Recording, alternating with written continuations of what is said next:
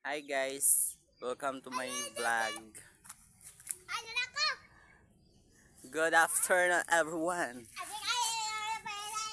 For today's video, papakita ko sa inyo ang mga tinanim kong puno, which is mansanitas kung tawagin sa Bisaya. Ito po ang nasa, ayan po ang mga itinanim kong puno. Maliliit pa po yan noong itinanim ko sa lupa, and then ito na ang kalabasan. Ayan.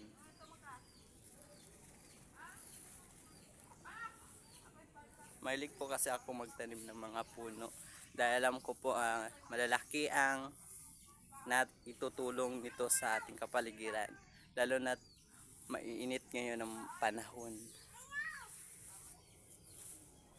Ayan po. Ang galing. Parang months lang po ito. Malaki na ngayon, oh. Murag ka dako sa kuan utin. Joke. Nanay pagid ka dako iyang lawas, guys, kay wala pa man, dili pa man sa years, but we're running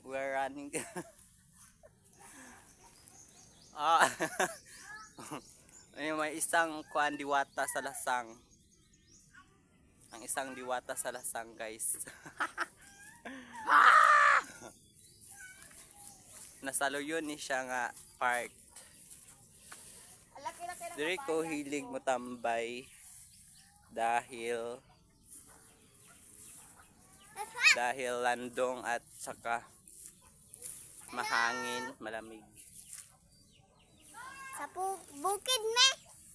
Sa bukid. Ang purpose po nito ay para Sa bukid me. maprotektahan ang nasa likod bahay namin. Sobrang init kasi dyan sa kwarto, oh. Hindi ako comfortable kapag nagpapahinga. Init. Lalo at galing sa paaralan. Ito pala ang background namin. Hindi ko pa nalinisan, oh. Bukid. Madamo na. Yeah. Sa kita dito ng video ko, salamat for watching. Thank you so much for your support and unending support and likes.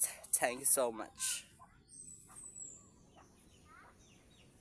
Ang puno ng mansanitas. Ewan ko kung anong tawag sa inyo nito, itong puno na to.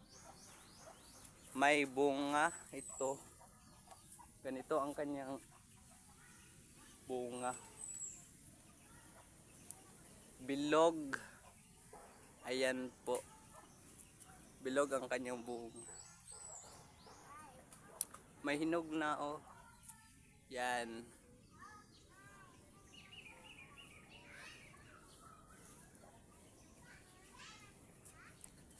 Init kasi kaya kapag isip ako na magtanim. When I was 18 years old, itanim ko na to. Hanggang ngayon, 19 na ako. Ganito na din kalaki or kahaba ang puno.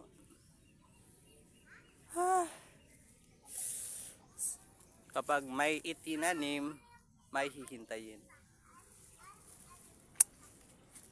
At panghuli, guys, ay ang saging na daw sa gali ang ngalan dali nga sa ay sada sa kanang saan niya sa ngalan kay dali limot ko ay amas. Ito ang tinatawag namin sa probinsya, amas. Nanay puso, guys, oh. Nanay puso. Dali na kayo siya mangunod. Ayan, guys, oh. Ganda ng bunga. Mga titinanim ko to noong Mahilig kasi ako magtanim-tanim guys. Kaya, ayun. Kapag may itananim, may kakainin. Charing! And now, we're signing off. Thank you everyone.